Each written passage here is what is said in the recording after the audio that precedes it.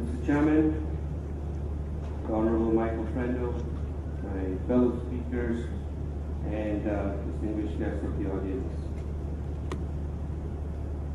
Good morning.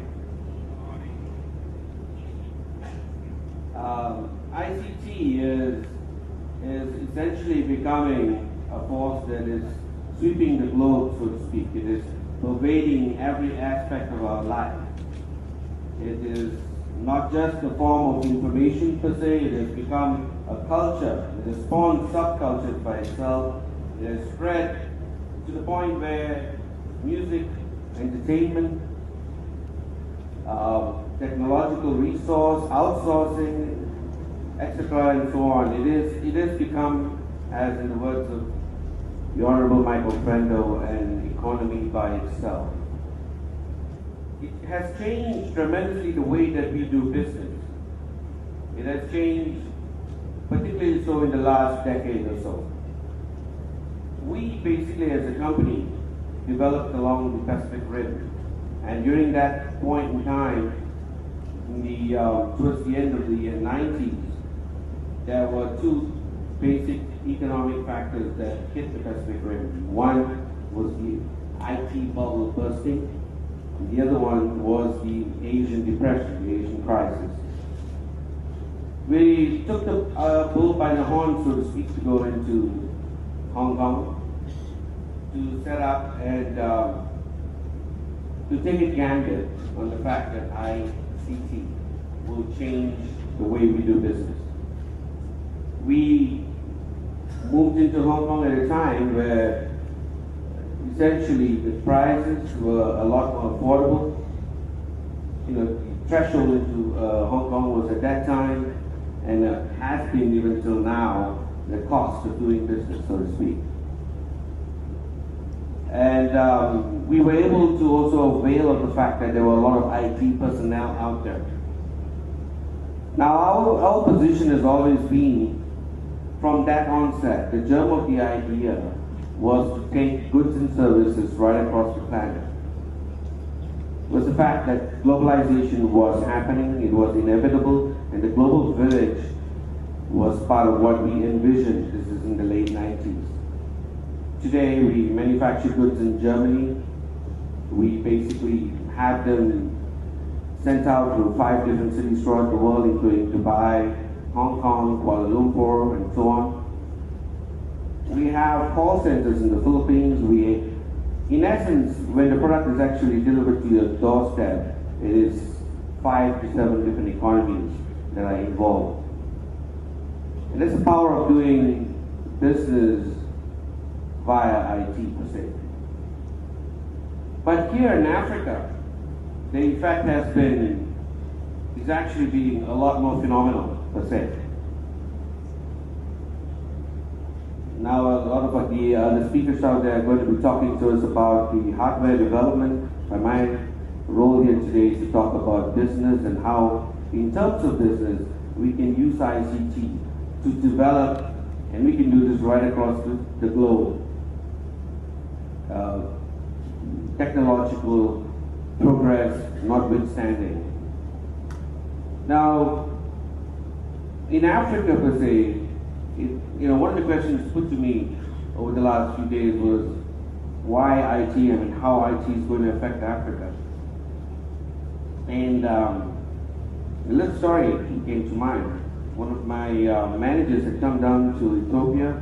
We do some business in Africa, and after that he had gone down to the Masai Mara, which is in Kenya.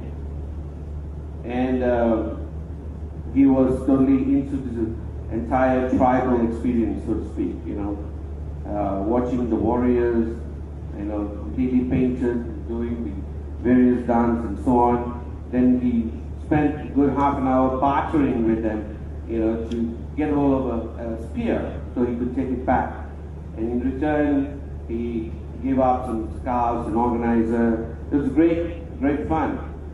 And towards the end of that, the Maasai warrior, so to speak, says, we should keep in touch. So, my manager was thinking, okay, this is good.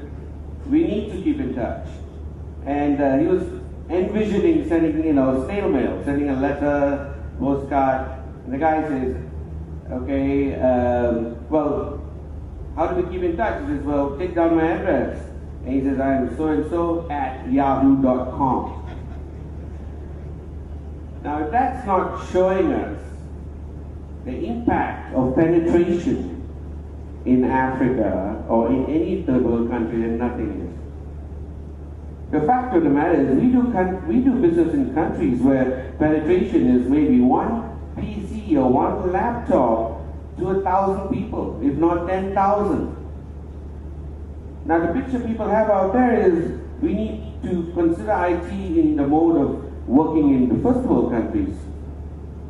But in the first world countries, the role IT plays is not as impactful as it is out here in Africa and South America, in parts of Asia.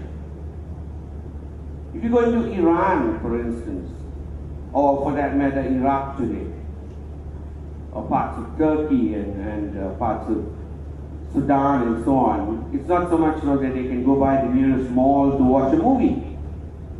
But if they have a phone line into the house, all they need to do is have a laptop or a PC, and they download a movie over the net. And then you have half the village, or 40 to 70 people sitting in a general area watching a movie or watching a football game over the net. And this is happening. So the impact that one PC has over 1,000 people is far different from a penetration of 1 to 10 in Singapore, for instance. So, to link the statistics that are being presented out there in terms of IT penetration and to understand the impact that the business has availed is not as simple as it may seem. One of the issues is that in the first world or in many of the developed countries, the hardware is already in place, it's rigid. In India, a few years ago when I was there, it was maybe a decade ago when I was first coming into India, in the 80s, it took about 3 years, sometimes even longer, to get one phone line. People applied and they waited. Sometimes they applied and their children got the phone. And that was a critical component of their lifestyle, to get that phone. But today, it's of virtually no interest. Everybody